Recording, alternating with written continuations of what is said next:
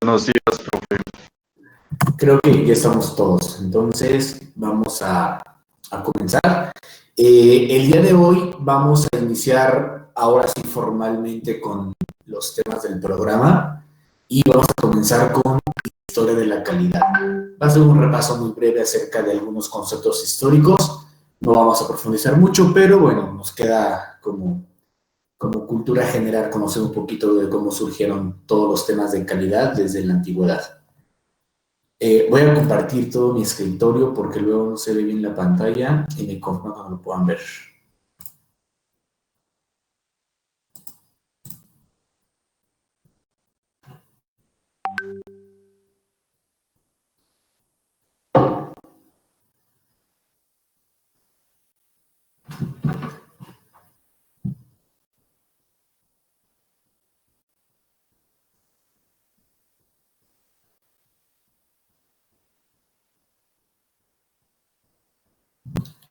¿Ya pueden ver el escritorio? Sí, profe. Ok.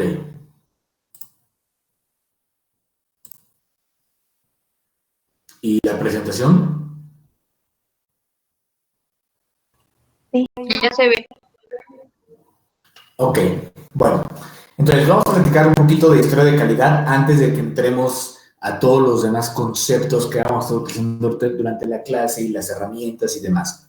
Vamos a hablar un poco de historia, algunos conceptos históricos y cómo fue que comenzaron a surgir ese tipo de temas. Perdón, alguien quiere entrar a la sala. Dejen, regreso.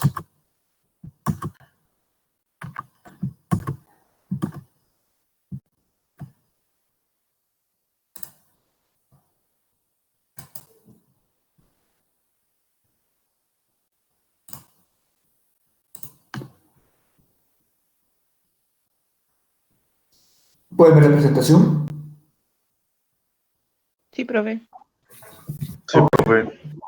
Bueno, vamos a revisar la historia de la calidad dividida en cuatro etapas, en cuatro diferentes culturas de la humanidad. Lo dividimos en estas cuatro etapas porque realmente en esas, digamos, etapas o culturas es cuando se tiene documentado algunos temas de calidad.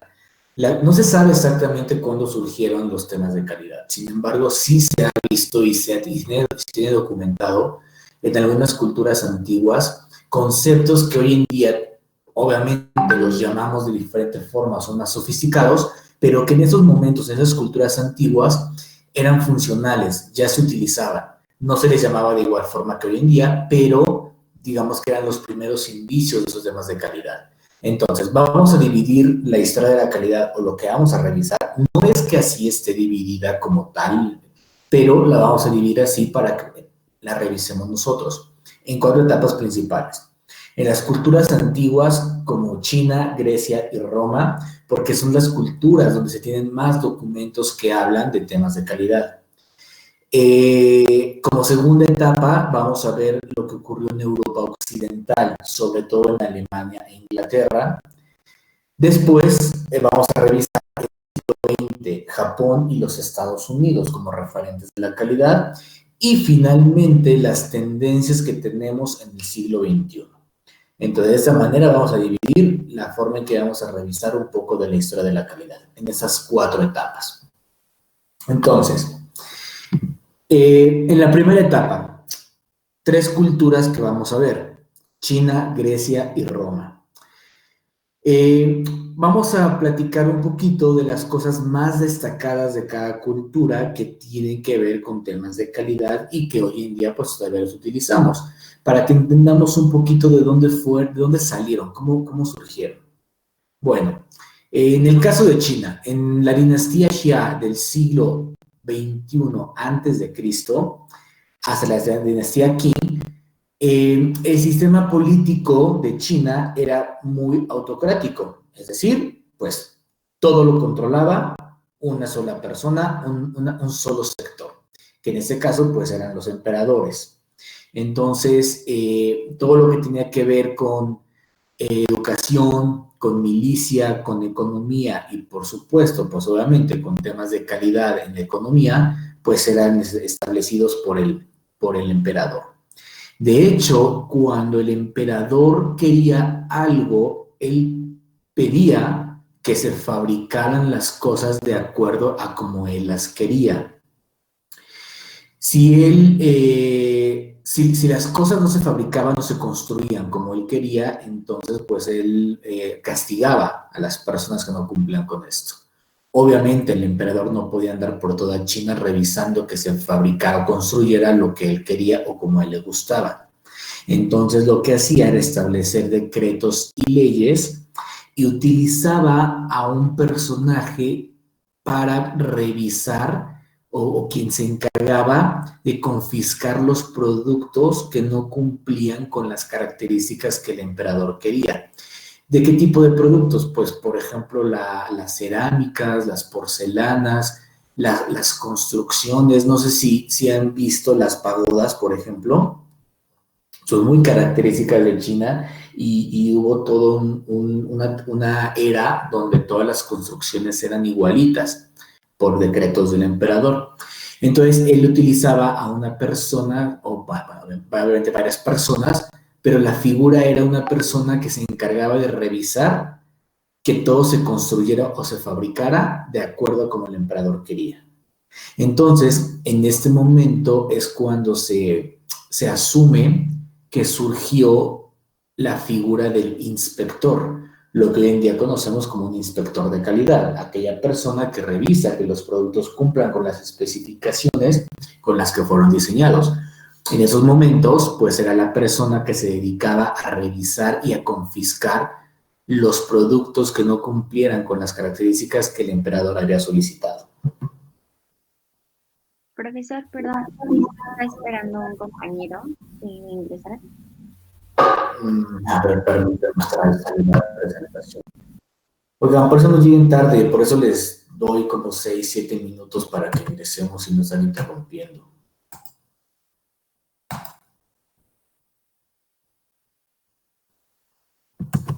Ok. Me dicen cuando vean otra vez la presentación en pantalla. Ya, profe. Ya se ve. Ok, bueno. Bueno, China fue una civilización que tenía una perfecta superestructura de todo su gobierno, ¿no? Y pues hablando de temas de calidad, pues aquí lo pueden ver en ese cuadrito. China estableció un sistema administrativo en el cual existen 5 entidades estatales, cada una encargada de regular y supervisar los siguientes aspectos. Una se encargaba, hablando de temas de calidad, una se enfocaba en la distribución, en el proceso, en el almacenamiento de los productos terminados, otro de la manufactura, otros de la distribución, otros de los del establecimiento de estándares o normas. Recuerden, estándares son normas para nosotros, y la parte de los inspectores.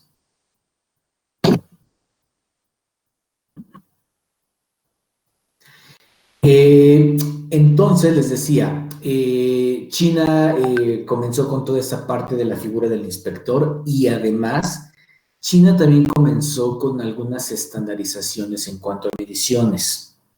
Entonces, en la dinastía Qing, en el 221 a.C., se emitió un decreto para unificar todos los sistemas de pesos y medidas del imperio. China era una región, y bueno, y sigue siendo bastante grande, y culturalmente y políticamente China siempre ha sido como muy diferente en todas sus regiones. Aun cuando es un solo país, cada región o digamos cada estado de China tiene como diferentes leyes, diferentes costumbres, diferentes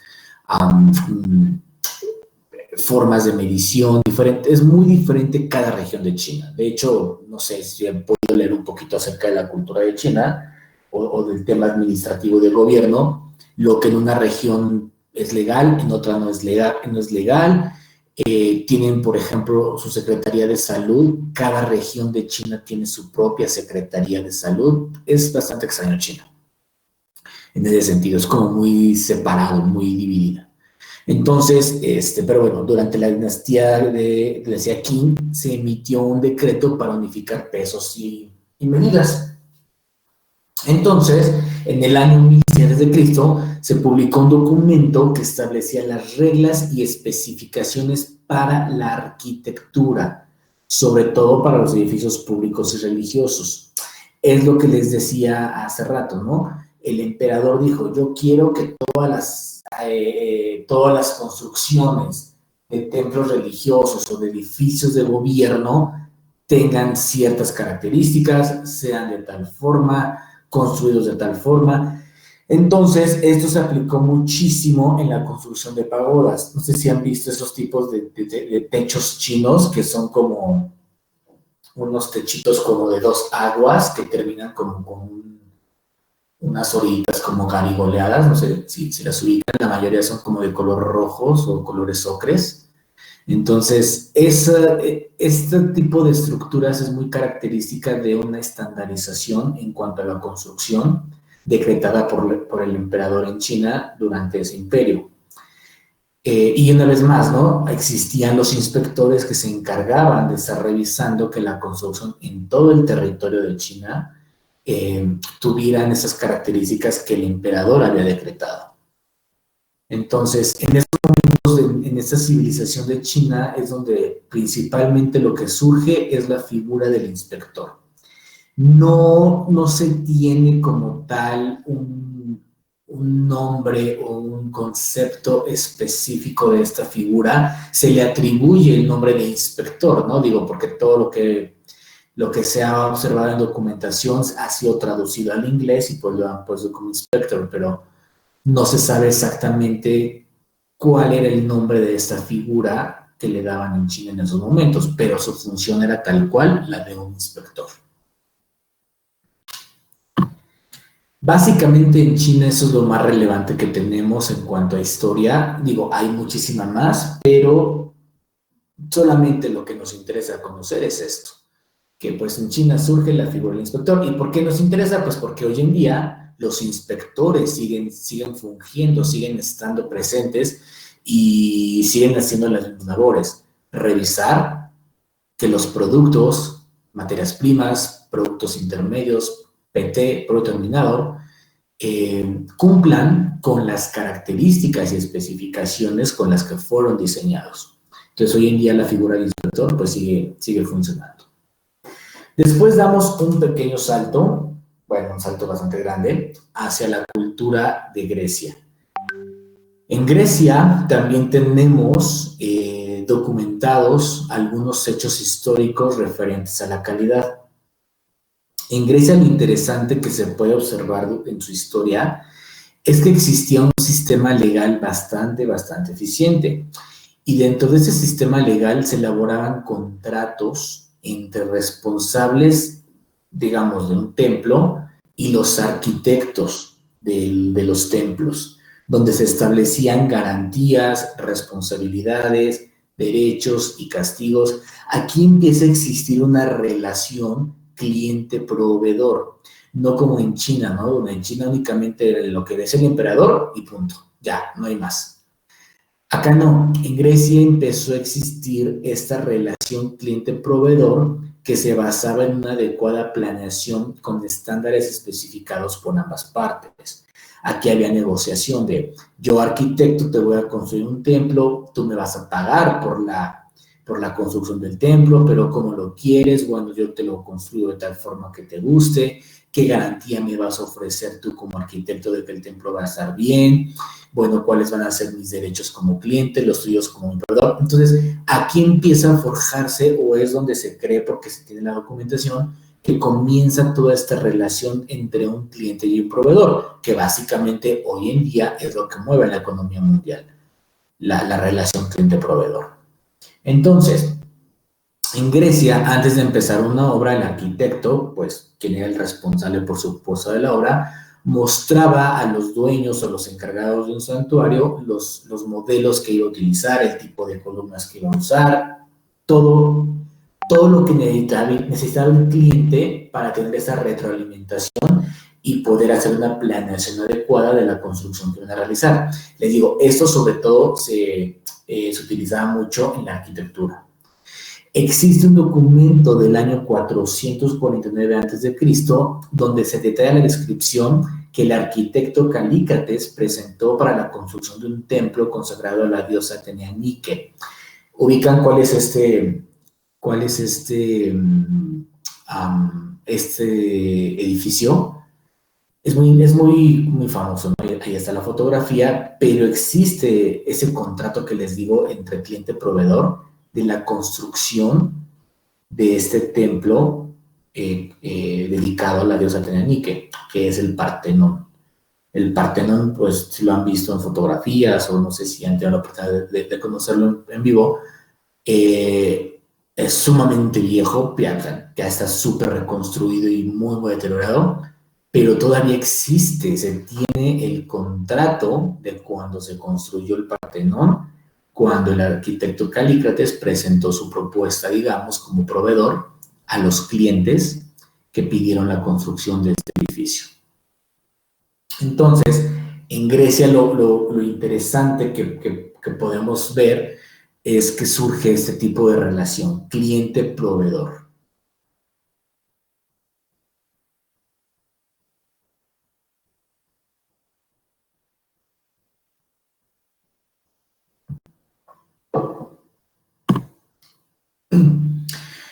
Después tenemos otro brinco en la historia de la humanidad hacia Roma. Roma fue una de las culturas más importantes de la historia de la humanidad, por muchísimas razones, ¿no? Ustedes seguramente ya conocen un poco de su historia. Pero referente a calidad nos interesa resaltar que Roma creció muchísimo, fue una de las culturas que más territorio abarcó, que más ciudades grandes construyó. La ciudad de Roma es una ciudad impresionante, hay edificios, en cada esquina hay edificios importantísimos de la cultura romana, pero sorprende mucho que para esas épocas, para esos años, Roma creciera tanto, que hubiese construido tanto. Ninguna otra civilización construyó edificaciones tanto como Roma en toda la historia de las culturas antiguas. Pero existe una razón por la cual Roma logró hacer esto. Para que Roma alcanzara toda esta plenitud como cultura, para poder legitimar su estatus, pues tuvo que crecer muy rápido. Para lograrlo en el tema arquitectónico, Roma puso muchísimo énfasis en un concepto que hasta hoy en día se utiliza muchísimo, que es la estandarización.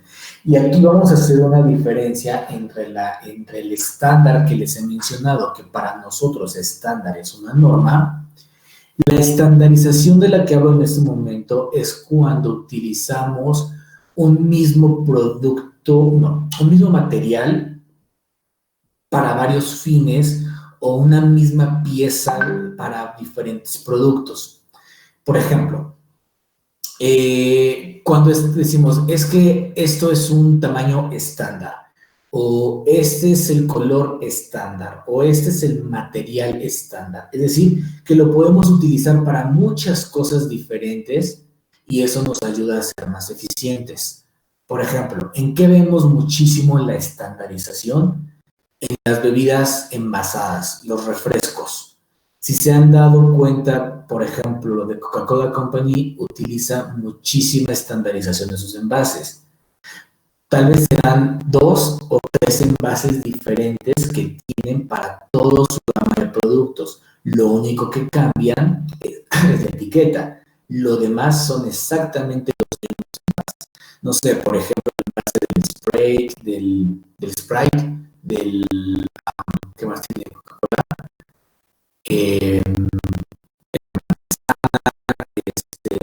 No sé, todos los refrescos prácticamente vienen en la misma botella. O lo que cambian es contenido, líquido y etiqueta. Pero de esta forma estandarizan su envase. Y esto ayuda muchísimo en la reducción de costos, ayuda mucho en la eficiencia, en la mayor productividad. Los coches también, por ejemplo, Volkswagen hace mucha estandarización, por ejemplo, en sus espejos, en las manijas para abrir las puertas de los coches, si se dan cuenta o pueden observarlo de repente. Una misma manija de la puerta de un coche lo utilizan como para 5 coches diferentes. Entonces, la estandarización nos ayuda a eso, a ser más eficientes, más productivos. En Roma se utilizó muchísimo la estandarización para aspectos como unidades de medida, tamaño y forma de materiales de construcción en la planeación urbana, sobre todo. Por eso es que Roma, bueno, se atribuye uno de los factores que por eso creció tanto, porque estandarizaron su forma de construcción y sus materiales. Ya no era tanto de, a ver, yo quiero específicamente que tenga estas características, de tal material, de tal color. No, en Roma se estandarizó un tipo de material, un tipo de ladrillo, digamos, y con eso decían, cada vez que se construye algo, vamos a utilizar ese tipo de ladrillo, porque ya lo tenemos estandarizado, ya lo tenemos controlado, ya producimos muchísimos de estos. En lugar de producir ladrillos de diferentes formas, diferentes tamaños, hacemos todos iguales, todo del mismo tamaño, todo de la misma forma, así producimos más, tenemos más disponibles y podemos construir más y más rápido. Entonces, hay documentos históricos que hablan de este tipo de estandarización en los materiales de construcción en la civilización romana, que son esos que aquí pueden ver, ¿no? Son estos los llamados besales, esquipedales y bipedales que utilizaban en las construcciones de Roma. Entonces, les decía, gran parte del crecimiento de Roma se le atribuye a esta parte de la calidad de la estandarización de materiales para su construcción. Y digamos que es lo más relevante que tiene la civilización romana en cuanto a temas de calidad. Obviamente también ya había otros temas de calidad que hemos platicado, como relaciones clientes-proveedores, como inspecciones de materiales y demás. Ya existían, por supuesto. Pero la aportación más importante de Roma fue la estandarización. Digamos, fue evolucionando todo, ¿no? Desde China, Grecia, obviamente se fueron rescatando sus conceptos. Recuerden que la cultura romana está muy influenciada por la cultura, por ejemplo, griega y egipcia. Entonces, pues todo lo que ya conocían esas otras culturas, obviamente Roma pues lo fue adoptando, fue absorbiendo esos conocimientos y creó los propios, como el caso de la estandarización. Por eso Roma ya hacía uso de la calidad en formas un poco más sofisticadas que las culturas más antiguas. ¿Hasta aquí alguna duda? ¿Algún comentario?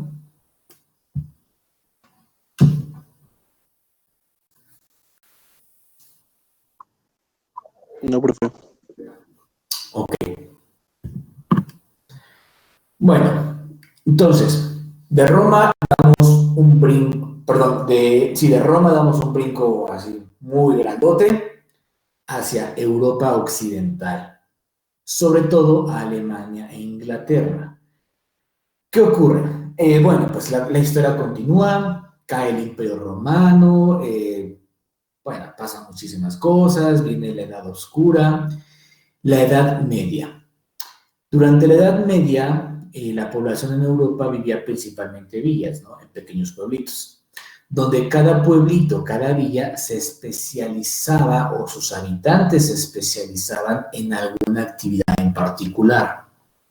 Por ejemplo, granjeros, cazadores, artesanos, fabricantes de zapatos, herreros, carpinteros, etc.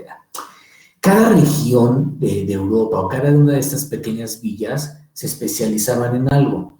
Después venía el comercio entre villas, ¿no? De yo vendo zapatos, bueno, pues yo vendo herrería, bueno, nosotros somos carpinteros, nosotros vendemos ganado porque somos granjeros. Entonces, era así, cada villa o cada pueblo tenía como su especialidad en alguna actividad productiva y económica.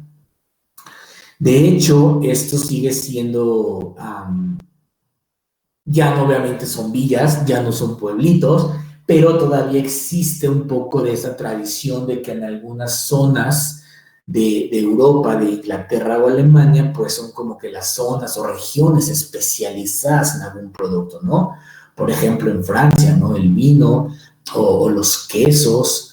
En Suiza hay muy famosos los relojes, cuando todavía se dan muchos relojes analógicos, los relojes suizos, ¿no? Los relojes más famosos por ser los más precisos, los de mejor calidad del mundo, los relojes suizos. Pues bueno, porque fue que en Suiza había villas que se dedicaban exclusivamente a la fabricación de relojes.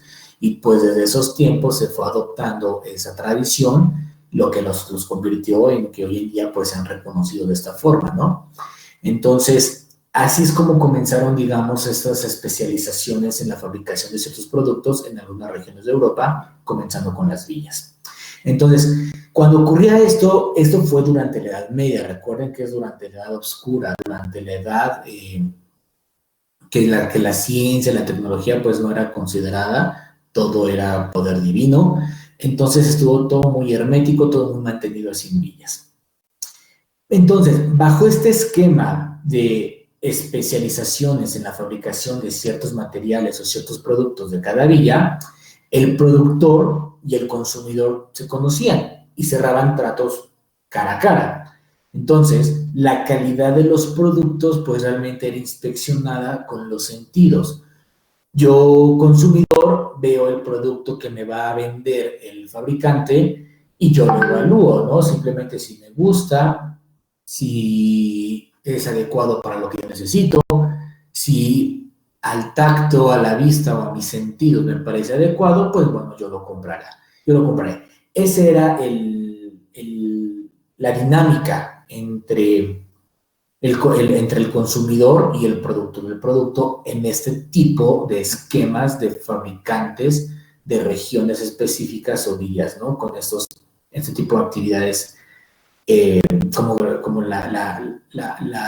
los cazadores, artesanos, etc. Entonces, por lo tanto, era responsabilidad única y exclusivamente del comprador decir si el producto era adecuado o no era adecuado.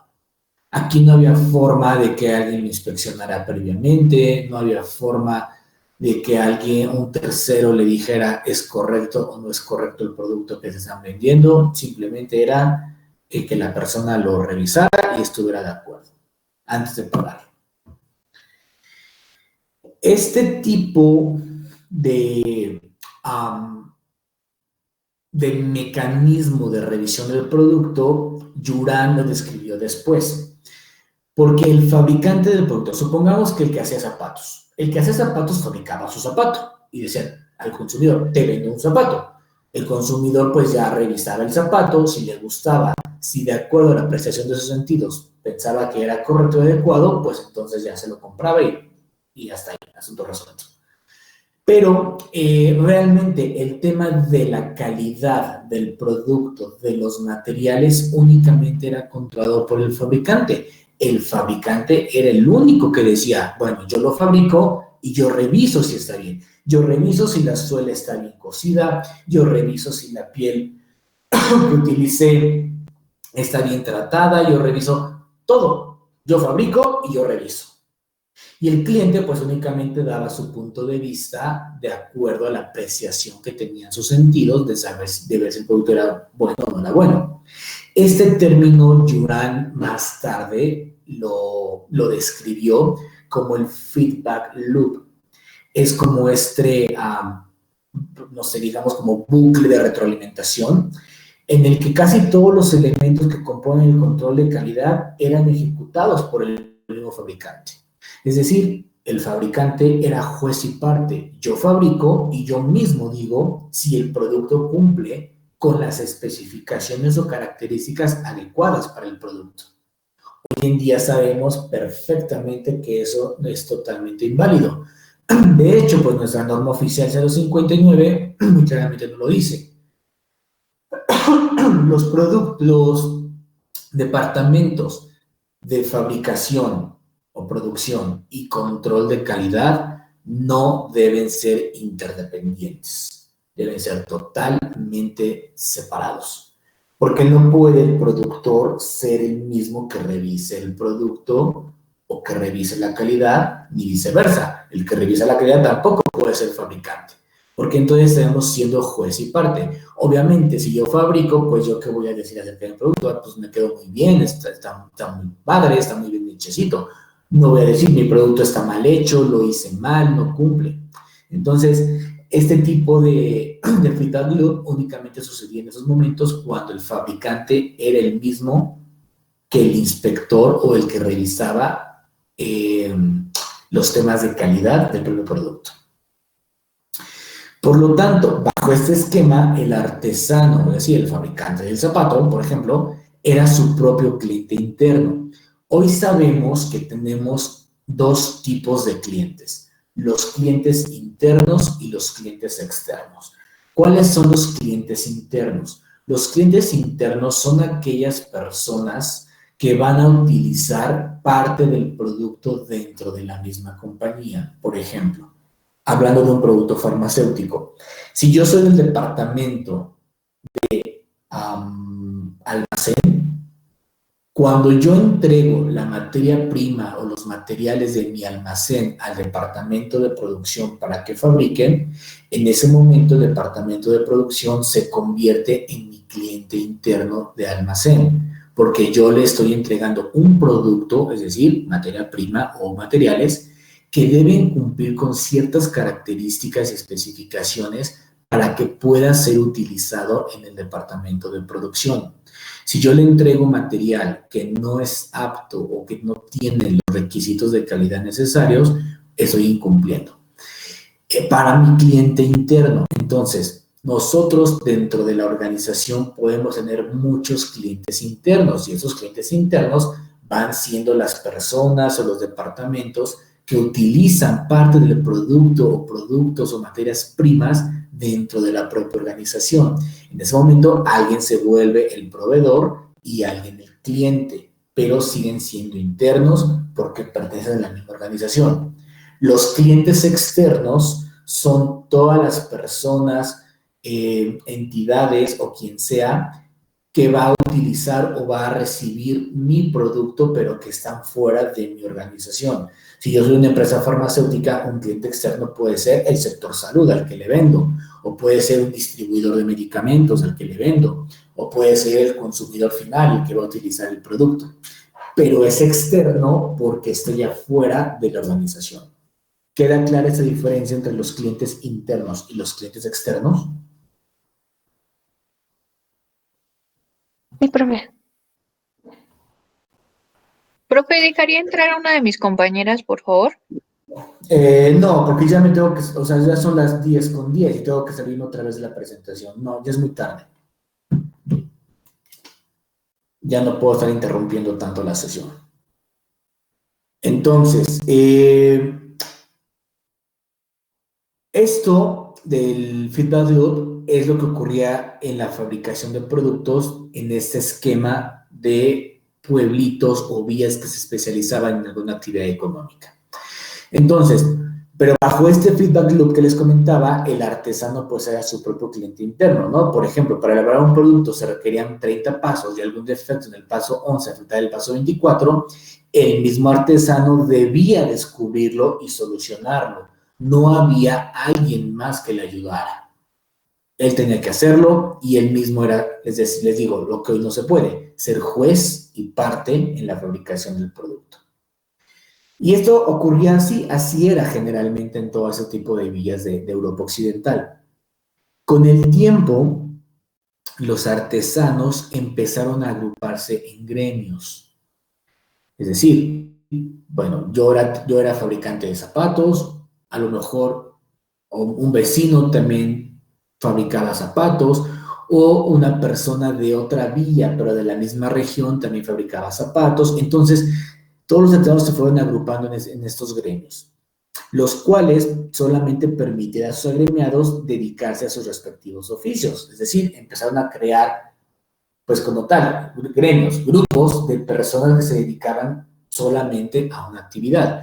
Los gremios de zapateros, los gremios de granjeros, los gremios de relojeros, etc. Entonces, obviamente, para poder ser un maestro de este tipo de gremios se tenía que trabajar muchos años como aprendiz, pasar exámenes y esperar que alguno de los miembros de estos gremios muriera.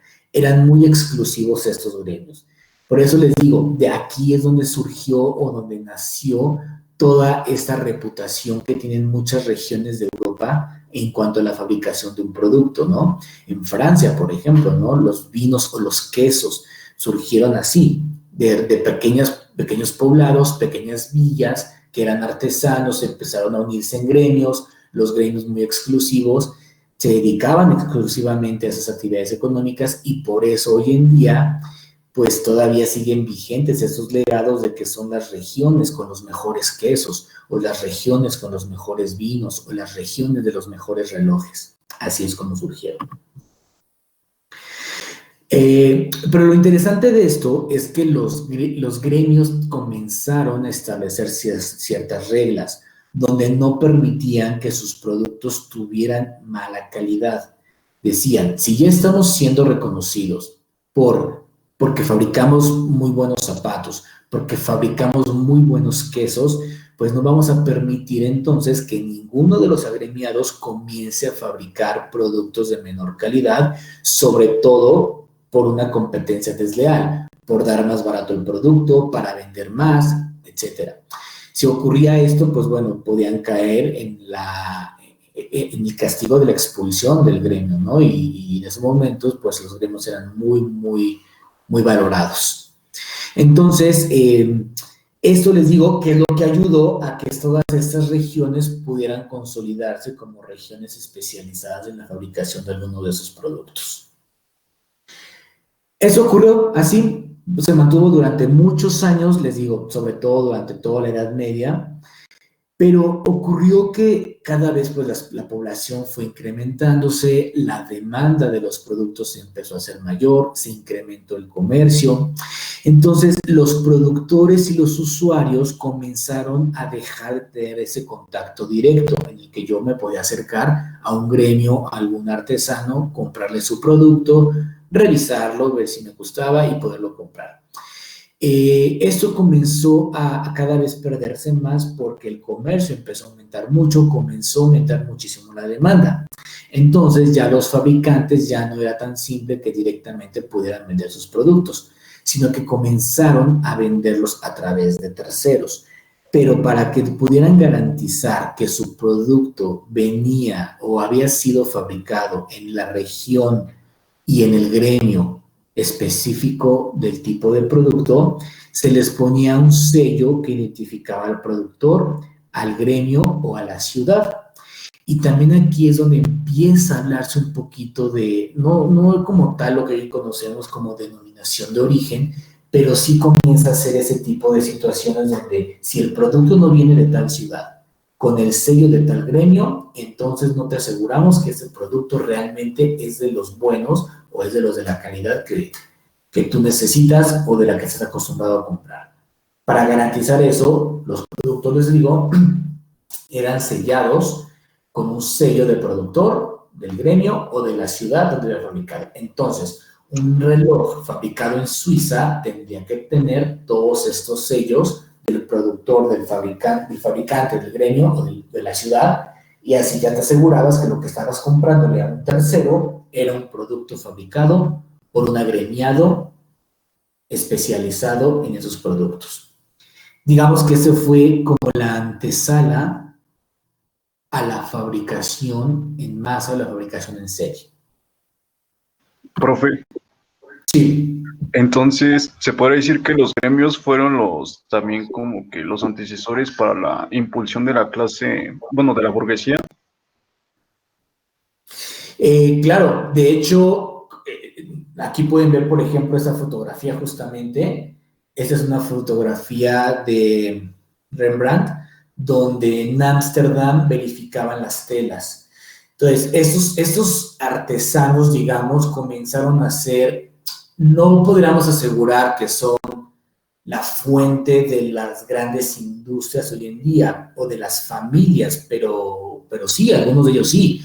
Les digo tan simple como ustedes han escuchado los relojes suizos. son los relojes más caros que hay porque son los más exactos, los más precisos, los más bonitos, los de mejor calidad. Y surgieron así de un pequeño grupo, un pequeño gremio de personas agrupadas que se dedicaron exclusivamente a esto y empezaron a crecer, a crecer, a crecer, y hoy en día pues son los grandes dueños de las grandes corporaciones que llevan 100, 200 años en el mercado. Sí podría ser parte del nacimiento de ciertas clases sociales, sobre todo de las industriales.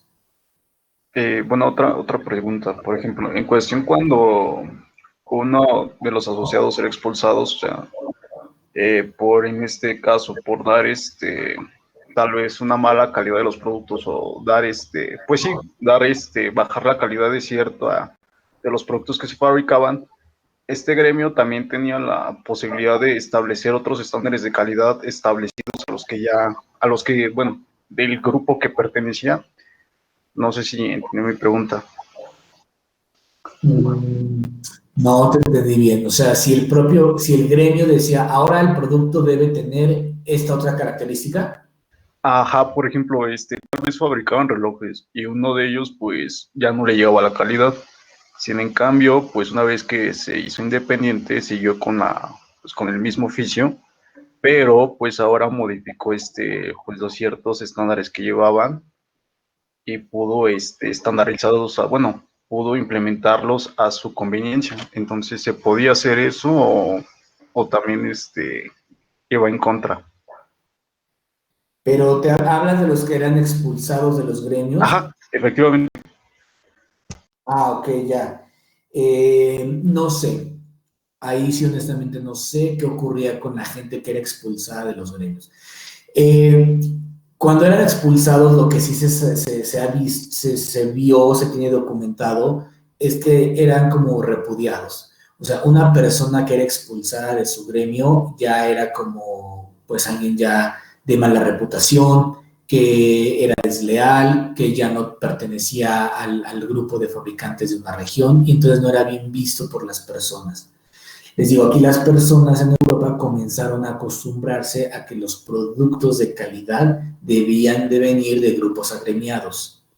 Entonces, si la persona era expulsada, pues ya era visto como alguien de mala reputación, que sus productos pues no eran los adecuados porque no traían ya los sellos del gremio. Entonces, no sé qué ocurría ya con esas personas, si podían emprender un nuevo negocio o establecer sus propias reglas para comercializar sus productos con otras características de calidad diferentes a los de los gremios, no lo sé. Allí sí no lo sé, ya es un poco de historia un poquito más avanzada de investigar. Gracias, profe. Pero bueno, entonces les decía, aquí lo interesante es esto, ¿no? Que empiezan a surgir estos distintivos para los productos. Y les digo, es como parte de la creación de lo que es la denominación de origen, ¿no? Por ejemplo, el champán. El champán, no sé si saben, tiene denominación. Bueno, ¿saben qué es denominación de origen? Porque yo hablando de denominación de origen como si todos supieran, ¿no? No sé si alguien no sabe qué es denominación de origen. ¿Que solo se fabrica en ese lugar? No que solo se fabrica. Que el nombre es propio de un lugar, es como el tequila. El tequila solo puede ser de Jalisco, de Michoacán o de Tamaulipas. Si haces tequila en el Estado de México, un ejemplo, no se va a llamar tequila, es un mezcal más. Así es. La denominación de origen, precisamente como lo dice el concepto, la palabra denominación, o sea, nombre, origen. Para que un producto pueda llamarse como tal, debe haber sido fabricado en la región en la cual se le dio origen al producto y bajo los estándares de calidad de esa región. Por eso les digo que es muy similar a lo que ocurría en los gremios en Europa occidental en esos años, en la Edad Media. Porque para que un zapato fuera un zapato alemán de los buenos, digamos, debía traer su sello de que había sido fabricado en la región X por el gremio Y.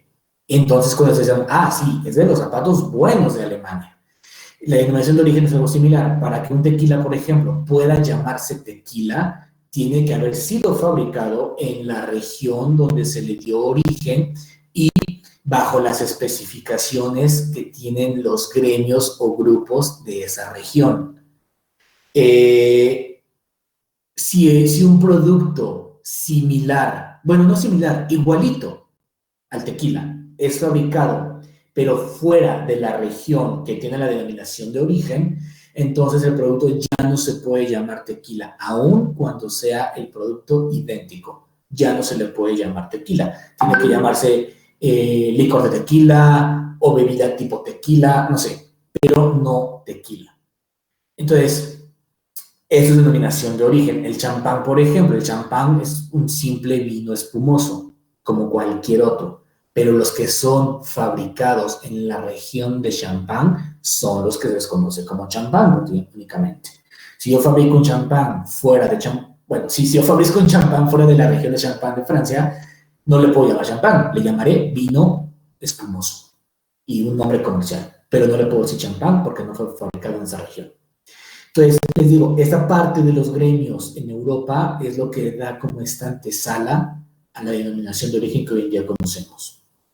Por eso les digo, le decía a sus compañeros, no sé qué ocurría con las personas que salían de esos gremios o que eran expulsados, qué ocurría con ellos, si creaban sus propios productos o los diferenciaban de alguna manera, ya no como el producto original, no sé, ahí sí no sabía qué ocurre. Bueno. ¿Qué ocurrió? Durante muchos años estuvo así, se fabricaba así, ¿no? Estos grupos fabricaban, se hizo cada vez más grande el comercio, las regiones comenzaron a hacerse muy famosas por sus producciones específicas de ciertos productos, de los quesos, los zapatos, las telas de Ámsterdam, por ejemplo, bueno, así, muchos productos. Pero conforme fue avanzando el tiempo, por supuesto, la demanda fue creciendo, la población fue incrementándose, la demanda de productos cada vez era mucho más grande y entonces la fabricación o producción artesanal, que todavía existía así, de los gremios como artesanos, empezó a volverse obsoleta y sobre todo cuando vino un evento muy importante en Inglaterra, la Revolución Industrial. Empieza la revolución industrial, empieza el renacimiento, el siglo de las luces, bla, bla, bla, bla, y pues viene todo el boom comercial e industrial. Entonces los gremios pues ya no eran suficientes para poder abastecer todos los productos que requería la población. Recurren a la fabricación en masa o la fabricación en serie. Lo que ayudó mucho pues fue la revolución industrial, la creación de la máquina de vapor, empezar a hacer algunos procesos semiautomatizados, ayudados con máquinas más automáticas, ya no solamente eran las manos de los productores o de los artesanos. Entonces, cuando ocurre la revolución industrial, pues la manufactura cambia totalmente su esquema. Ya no existe el fabricante así, el artesano que con sus manos está fabricando un zapatito, pues no, y empieza a haber máquinas, empieza a haber fabricación en serie, controles y demás. Empieza a cambiar todo. Entonces, pasando la revolución industrial, damos un pequeño salto hacia el siglo XX, en los Estados Unidos y Japón. ¿Por qué sobre todo en estos países? Pues porque Estados Unidos es cuando gana la Segunda Guerra Mundial y cuando Japón la pierde. Y este evento histórico fue el parteaguas de la calidad en el mundo. Y ahorita vamos a platicar por qué. Porque la pérdida de la guerra para Japón fue la mayor ganancia que tuvo para ser el país que hoy en día es y sobre todo en aspectos de calidad. Y porque Estados Unidos, al haber ganado la Segunda Guerra Mundial, no ganó tanto en calidad como lo hizo Japón. Entonces, durante el siglo XIX se sentaron todas las bases del auge económico para los Estados Unidos y, por otro lado, se importó, digamos, la revolución industrial de Europa hacia Estados Unidos. Durante esta importación de la revolución industrial de Europa hacia Estados Unidos, La administración de Frederick Taylor puso mucho énfasis en la productividad. Decía, nosotros, los Estados Unidos, debemos fabricar mucho. Entre más fabriquemos, más ricos vamos a ser y por ende más poderosos. Entonces, digamos, su estrategia económica de Taylor fue la productividad. Por eso Estados Unidos desde esos momentos se convierte en un gran productor, de los máximos productores en el mundo. Entonces, para poder lograr esto, la planeación fue separada de la ejecución y la inspección de la calidad. Antes, recuerden que quien inspeccionaba la calidad de los productos eran las mismas personas que fabricaban. Entonces, lo que realizó la administración de Taylor fue separar, crear departamentos de control de calidad, donde unos fabricaban y otros inspeccionaban la calidad. Empezó como a separar esas dos áreas. No pueden ser los que fabriquen los mismos que inspeccionen calidad ni viceversa.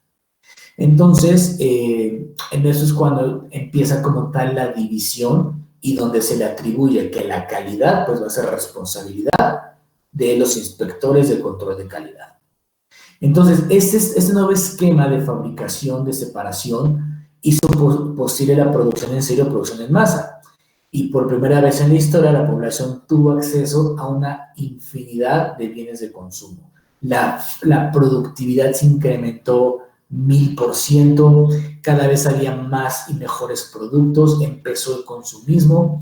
Y pues bueno, algunas compañías importantes hoy en día, como Ford, fueron de las primeras compañías que utilizaron la fabricación en serie, ¿no? Con los primeros coches, por ejemplo.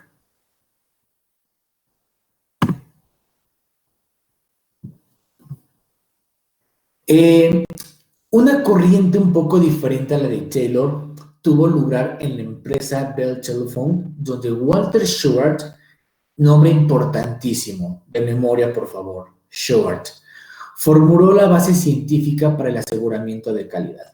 ¿Qué ocurría? Cuando Taylor dijo, bueno, vamos a separar, toda una parte fabrica y otra parte comienza a hacer control de calidad. Ocurría que, pues bueno, yo fabrico, pues digamos, no sé, por decir una palabra a lo mejor un tanto superflua, pero pues fabricar al güey, ¿no? A lo tonto, fabrica mucho, tú fabrica, tú no te fijes cómo sale, tú fabrica y fabrica. Y los de control de calidad, pues yo no fabrico, yo me dedico nada más a revisar que esté bien fabricado, ¿no? No me importa si está mal o está bien, yo voy a reportar. Entonces empezaban a reportar muchísimos defectos. Cerca del 50% de los productos fabricados tenían defectos. ¿Pero qué ocurría? Pues decían los de calidad, pues yo qué, yo nada más reviso. Y de esa producción, pues yo qué, pues yo fabrico y fabrico, a mí no me digas. Entonces empezaba como esa pequeña disputa de quién es culpa, ¿no? O sea, ¿para qué queremos tanta producción si gran parte de la producción va a estar defectuosa o no va a cumplir con las características que necesitamos? Entonces, Shewhart comenzó a ver este problema, empezó a analizarlo.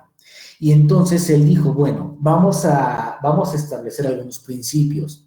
Él dijo o estructuró que el problema de la calidad tiene dos causas de variación. Las causas asignables y las causas comunes. Él dijo, los productos y procesos defectuosos tienen dos causas. O sea, hay dos razones principales por la cual el producto está teniendo defectos. Son las causas asignables o las causas comunes.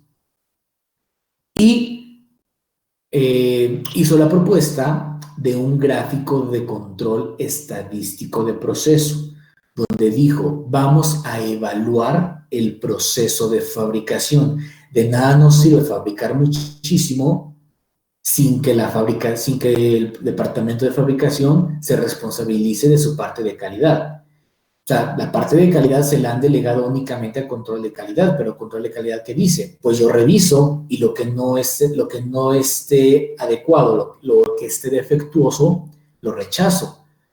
Pero pues a mí no me digas nada de fabricar, pues yo no sé, si lo fabrican mal no hay problema. Entonces había como esta pequeña disputa. Entonces Shewhart dijo, La calidad es responsabilidad tanto del departamento de producción como del departamento de control de calidad. Pero la causa de que tengamos tantos problemas y deficiencias en los productos es por dos causas, causas asignables y causas comunes.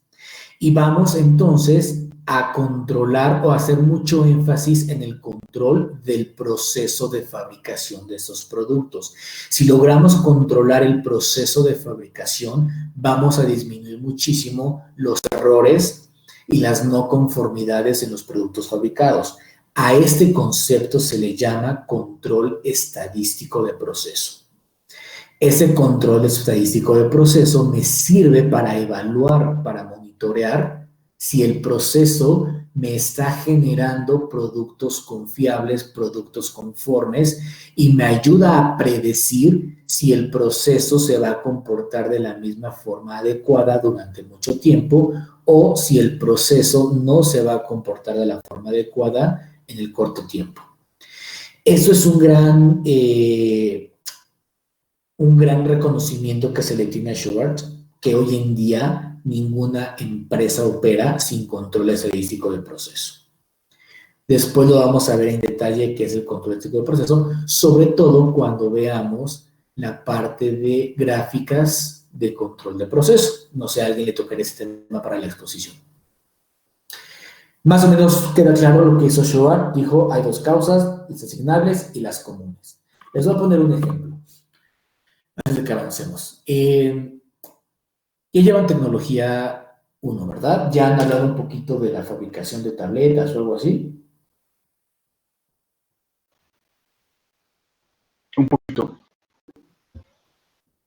Ok, bueno. Las tabletas, por ejemplo. Las tabletas, una tableta de paracetamol, supongamos, de 300 miligramos, que pesa 500 miligramos. Recuerden, siempre que digo o siempre que decimos tabletas de X fármaco de 300 miligramos, nos estamos refiriendo al contenido de principio activo, a 300 miligramos de principio activo. La tableta puede pesar 500 o 600 miligramos por la cantidad de excipientes que tenga.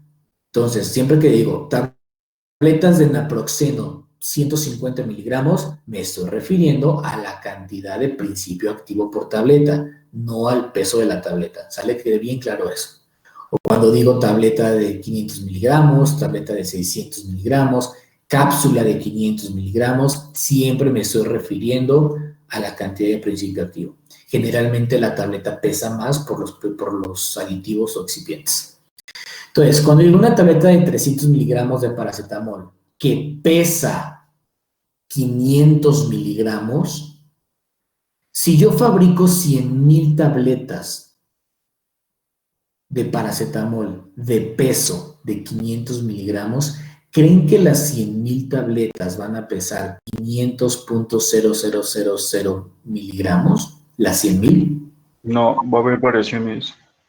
Así es, va a haber variaciones. De hecho, una de las máximas de la fabricación en serie nos dice que aun cuando los productos son fabricados en serie, ningún producto es igual a otro. Ninguno. Va a haber diferencias sutiles, microscópicas, pero siempre diferencias, de tal forma que ningún producto aún fabricado en serie es igual a otro. Dos celulares, por ejemplo, aunque tú los ves igualitos, no, tienen variaciones. Lo mismo en las tabletas. La variación más fácil que podemos detectar es esa, el peso de la tableta.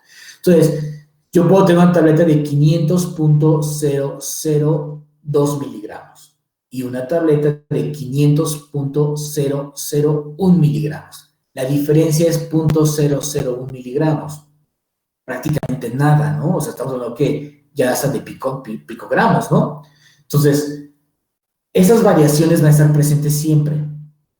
Muy sutiles, a veces más grandes, pero siempre van a estar presentes. Ninguna tableta va a ser igualita a otra, ninguna. Entonces, cuando la tableta tiene estas variaciones tan pequeñitas, tan sutiles, que no comprometen la calidad del producto, ese tipo de variaciones son las llamadas causas comunes o aleatorias. que van a suceder. Si yo les preguntara, ¿a qué se deberá que una tableta pese 500.001 miligramos y que otra tableta pese 500.002 miligramos? ¿Sería fácil que me dijeran a qué se debe esa variación de un picogramo? No, porque está dentro de un proceso acoplado. Entonces, pues se tendría que inspeccionar todo el proceso, principalmente en donde se está mezclando pues sí, donde se está, ¿cómo decirlo? Dosificando la concentración del principio activo. Ok, pero ¿creen que sea fácil determinar la variación de un picogramo? No, Esto es casi imposible, es imperceptible, es despreciable. Entonces, ese tipo de variaciones per se que ocurren en los procesos, porque ningún proceso es 100% eficiente, siempre van a ocurrir. Y es prácticamente imposible poder determinar de dónde surgen. Si hago a lo mejor un superestudio muy extenso, con muchísimos parámetros controlados, bla, bla, bla, bla, bla, igual y puedo llegar a determinar a qué se debe esa variación de 0.1 gramo, de un picogramo. Tal vez a lo mejor tiene que ver con el acomodo de las partículas durante la compresión de la tableta. Por ahí 3 o 4 partículas se acoplaron diferente y se consolidaron diferente y por eso esa variación de un picogramo. Pero vamos, esa variación no compromete en nada la calidad ni el desempeño del producto. Es despreciable, es imperceptible. Por eso se le llama común o aleatoria. Siempre va a haber variaciones de ese tipo, aleatoriamente en todos los productos, porque el proceso así es per se. Pero si la variación es de tabletas de 500 miligramos a tabletas de 400 miligramos, con una diferencia de 100 miligramos, esa sí es una diferencia que compromete la calidad y el desempeño del producto. Entonces, esa diferencia se le llama, esa diferencia o esa variación es por una causa asignable y esto sí compromete al producto. ¿Será más o menos fácil determinar esta variación de 100 miligramos?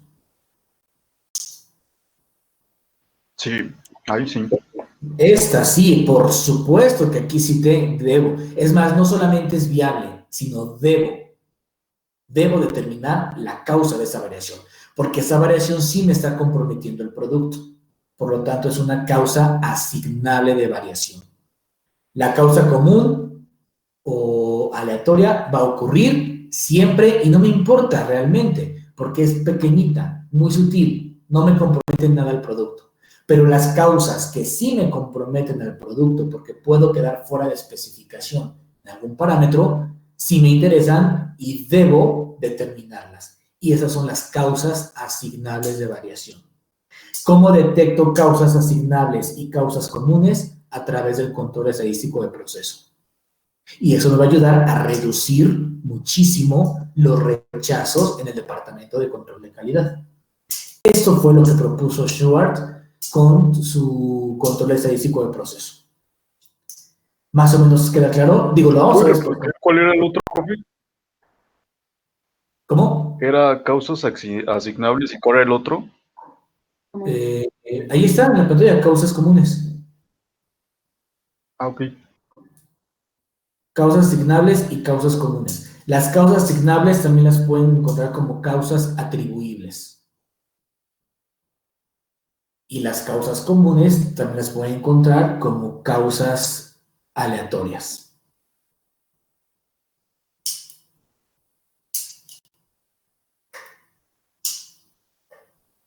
Entonces, esa es la gran aportación de Shewhart al concepto de calidad en el control estadístico del proceso, que hoy en día ninguna compañía opera sin control estadístico del proceso.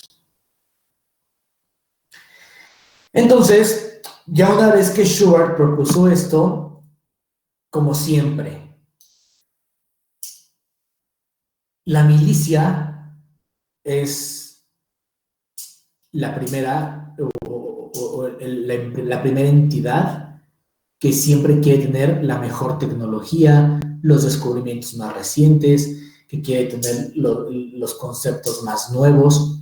Siempre que ustedes quieran ver el potencial económico y de poder de un país, hay que observar su milicia, porque la milicia siempre tiene lo más avanzado de un país. Entonces, cuando Sheward propone su control estratégico de proceso, la milicia lo adopta inmediatamente. ¿Por qué? Porque la milicia estaba acostumbrada a fabricar bajo el esquema que propuso Taylor, donde todo era fabricar, fabricar y fabricar. Pero gran parte de su fabricación de armamento salía defectuoso. Entonces, ¿de qué les servía tener tanto armamento si la mitad estaba defectuoso? Entonces, ellos adoptaron lo propuesto por Sheward y comenzaron a hacer control estadístico en su fabricación de armamento. De tal forma que les funcionó muchísimo, tanto que por eso los Estados Unidos fueron los grandes vencedores de la Segunda Guerra Mundial, por su capacidad de producción de armamento tan grande. Y les funcionó tanto que ellos mismos comenzaron a hacer algunas adiciones a los conceptos de Sheward. Ellos crearon unas tablas de estadística para hacer el muestreo de la inspección de los materiales. Y estas tablas estadísticas les llamaron son las normas americanas de las American World Standards, que hoy en día se les conoce como las Military Standards. Seguramente alguien en algún momento les va a mencionar, es que cuando existían las Military Standards, estas son tablas estadísticas precisamente para el control estadístico de proceso y fueron creadas por la milicia norteamericana, que su nombre oficial son American War Standards, conocidas como Military Standards. ¿Qué ocurría con estas tablas? Estas tablas eran un resumen para poder hacer muestreo de productos, obviamente de sus productos de milicia, para hacer las inspecciones y hacer el control estadístico de proceso más rápido. Obviamente, hoy en día ya no existen las Military Standards, o sea, son viejísimas, les hablo de la Segunda Guerra Mundial, por eso ya no se usan desde los 80s, 80s, 90s, ya no se usan ese tipo de tablas. Pero son muy famosas y se conocen siempre en el mundo de calidad, pues por la aportación que dieron a todo lo que es calidad a nivel mundial.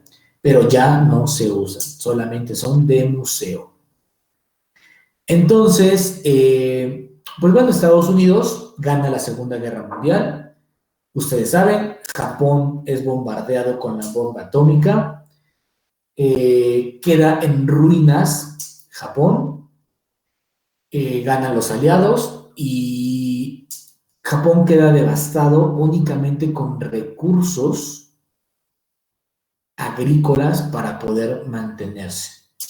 Se quedaron sin industria, se quedaron sin comercio, quedó devastado Japón. Entonces, únicamente Japón se empezó a concentrar en la recuperación de recursos para mantener con vida a sus habitantes, a su población. Pero Japón lo hizo de forma muy lista. Comenzó a hacerlo utilizando varios conceptos de calidad para este resurgimiento, este renacimiento de su nación.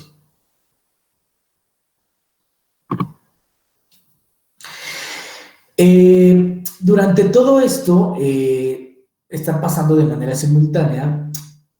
En los años 50, Deming y Juran son dos estadistas y ellos comienzan a introducir algunas conferencias de ingenieros y directivos de algunas compañías norteamericanas y sobre todo de compañías japonesas, donde Juran y Deming hablan de conceptos de calidad. En los Estados Unidos no les interesa realmente las propuestas que hacen Deming y Juran. Deming y Juran estaban como muy enfocados en decir, no, la calidad es el eje principal en una organización, la calidad es lo que va a impulsar y llevar al siguiente nivel a cualquier organización, es lo más importante para una compañía, etcétera, etcétera, etcétera. Pero recuerden que los Estados Unidos están muy concentrados más en el tema de la fabricación en masa que en los conceptos de calidad. Entonces, no les hacen caso. Dicen, no, pues de verdad tus ideas pues, están bien, pero no nos interesan mucho a nosotros, pues muchas gracias.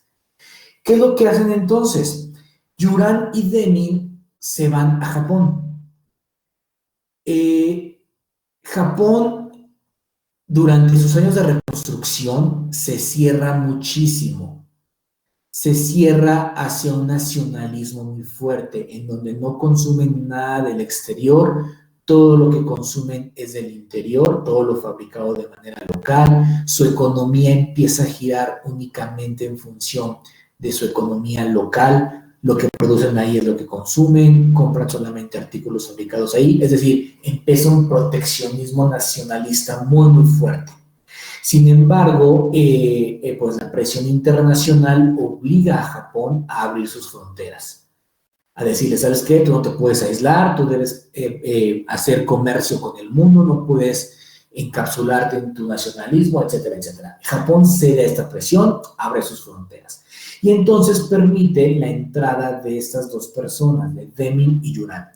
Entonces, Deming y Yuran llevan todo su conocimiento de estadística y de conceptos de calidad a Japón. Y Japón los acoge muy bien. Adopta todas las ideas que traen Deming y Yuran acerca de la calidad. Y Japón todo lo empieza a usar, lo empieza a aplicar y lo hace muy bien, de tal forma que hoy en día las empresas mayormente reconocidas por la calidad de sus productos son las empresas japonesas. De coches, por ejemplo, pues son los mejores coches del mundo, ¿no? En cuanto a calidad de fabricación en serie. Entonces, todo esto se lo deben a Deming y Yuran. Pero, ¿quiénes fueron entonces Deming y Yuran? Bueno, Edward Deming es considerado una escuela o padre de la calidad. Él fue un estadista, como les digo, norteamericano, pero que en su país no lo quisieron, no quisieron escuchar sus temas, no quisieron escuchar sus propuestas, no les interesó y tuvo que irse a Japón. Y en Japón sí está asociado al desarrollo y crecimiento de Japón después de la Segunda Guerra Mundial. Prácticamente Japón le debe todo lo de calidad a Edward Deming, a un norteamericano. Suena como hasta paradójico, ¿no? Y como irónico. Pero sí, Japón le debe todo su resurgimiento en cuestiones de calidad a un norteamericano. Entonces Deming, o este padre de la calidad, decía, o propuso más bien, su concepto de calidad. Cada gurú de la calidad o escuela de la calidad propuso su propio concepto de calidad. Vamos a ir viendo diferentes conceptos de calidad, dependiendo de cada autor, de cada gurú, cada uno tiene el suyo. Y vamos a encontrar muchísimos conceptos con muchos autores, en mucha literatura. Y al final vamos a ver un concepto, digamos, integrado por todos estos elementos. Él decía, la calidad es el grado predecible de uniformidad y fiabilidad a bajo coste, adecuado a las necesidades del mercado. Esa es la definición de calidad que dio Edward Deming.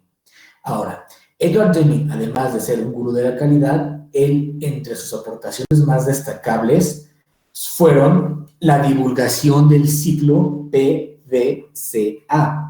Es decir, el ciclo, bueno, aquí es en inglés, que es el ciclo de planificar,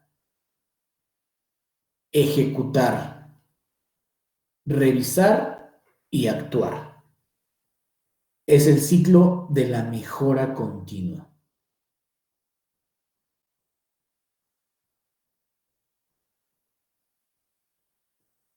En inglés, bueno, pues es Plan, Do, Correction and Action.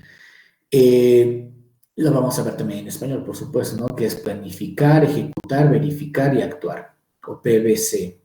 Sería planificar, ejecutar, verificar y actuar. Ese es el ciclo de mejora continua. Todos los sistemas de calidad, desde los más sencillos hasta los más sofisticados como Lean Six Sigma o Lean Manufacturing, Six Sigma, cualquiera de los más sofisticados, tienen como fundamento el círculo o ciclo de mejora continua de Deming. Vamos a verlo, por supuesto, después. pero vamos, es de sus aportaciones más destacables, el círculo de la mejora continua. Y que les digo, todos los sistemas de gestión están basados en ese ciclo de mejora continua. También creó o propuso los 14 puntos para la gestión de la calidad, después los veremos. En 1993 creó el Instituto Edward Deming con el fin de continuar con las enseñanzas en el área de la calidad aportadas por Deming. Entonces, este digamos que es uno de los gurús de la calidad en el mundo. Entren a la página del Instituto Deming, por favor. Ahí googleenla y entren al Instituto Deming para que vean qué es lo que está haciendo el Instituto Deming hoy en día. Tiene muchos concursos, hay muchos premios a la calidad donde pueden participar organizaciones privadas, públicas. A veces tienen artículos gratuitos para que puedan ustedes descargarlos y leerlos. Tienen muchas publicaciones de calidad. Bueno, para que vean todo lo que está haciendo el Instituto Deming, por favor, como tarea.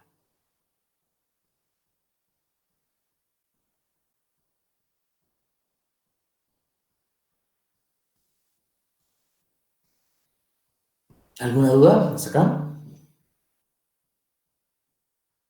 No, profesor. No, profe. No, profe. Ok. Crosby. Bueno, nos vámonos con el otro, con Juran. Joseph Juran.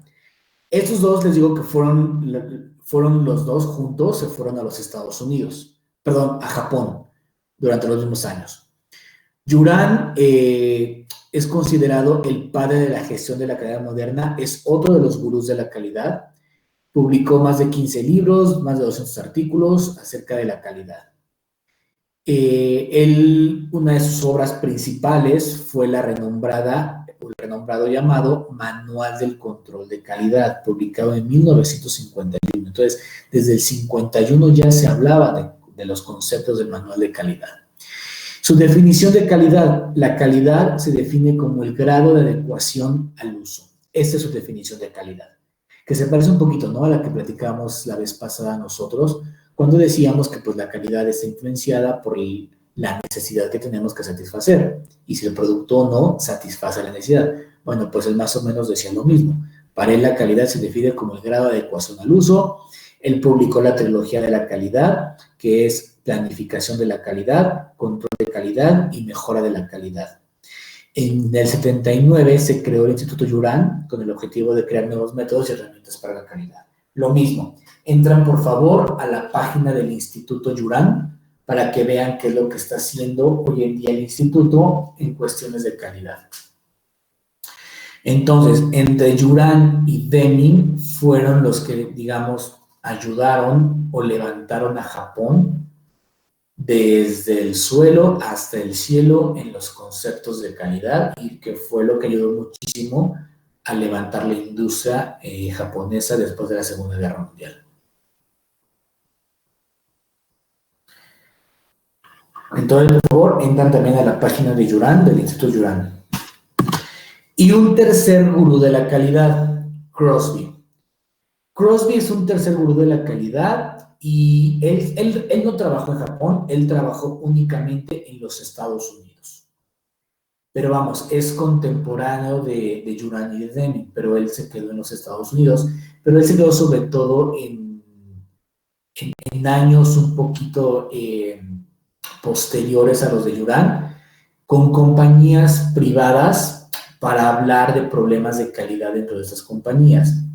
Él es el autor de frases muy célebres en el mundo de la calidad, muy célebres, como por ejemplo, 0 defectos.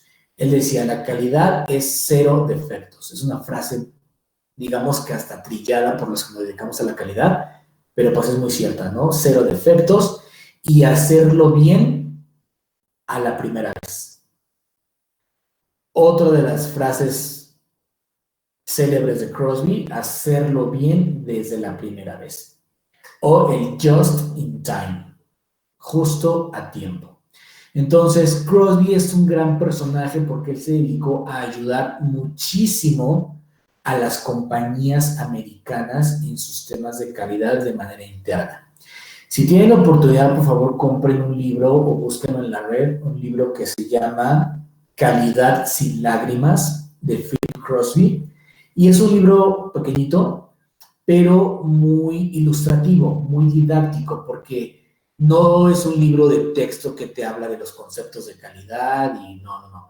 Es un libro donde platica y relata todo lo que hizo por algunas compañías como General Motors, como General Electric, y platica desde un punto de vista, con un lenguaje muy coloquial, muy relajado, cómo ayudó a estas compañías, cuáles eran los problemas de calidad que tenía, qué fue lo que él propuso, cómo lo propuso, qué le decían los directivos, qué le decían los empleados. Está muy bueno el libro, está bastante bueno para que lo puedan leer y digo, si les interesa un poquito más, y observen cómo la calidad a veces son simples cuestiones de sentido común, muchas veces. Entonces, él decía o él definió la calidad como el estricto cumplimiento de las especificaciones por las personas que realizan el trabajo y su predisposición para mejorarla. Para él, esto era calidad. Entonces, pero les digo, él estuvo más enfocado en ayudar a las compañías privadas en temas de calidad en los Estados Unidos. Pero también es considerado uno de los gurús de la calidad, junto con Deming y Juran. Pero Juran y Deming son quienes estuvieron en el resurgimiento de la industria en Japón. Igual, entren a la página, por favor, del Instituto Philip Crosby Societies, para que vean también qué es lo que está haciendo el Instituto de Crosby, fundado en Sonora, por ejemplo, porque ya se murieron, para que vean qué está haciendo, qué cursos hay. Luego también tienen muchos libros gratuitos, tienen artículos que pueden descargar y pueden ustedes utilizarlos. Muchas veces nos preguntamos, ¿dónde consigo tal información de calidad o de control estético de proceso? ¿Dónde puedo buscar? En las páginas de los institutos de los gurús de la calidad tienen muchísima información. Ok, ¿alguna duda hasta acá?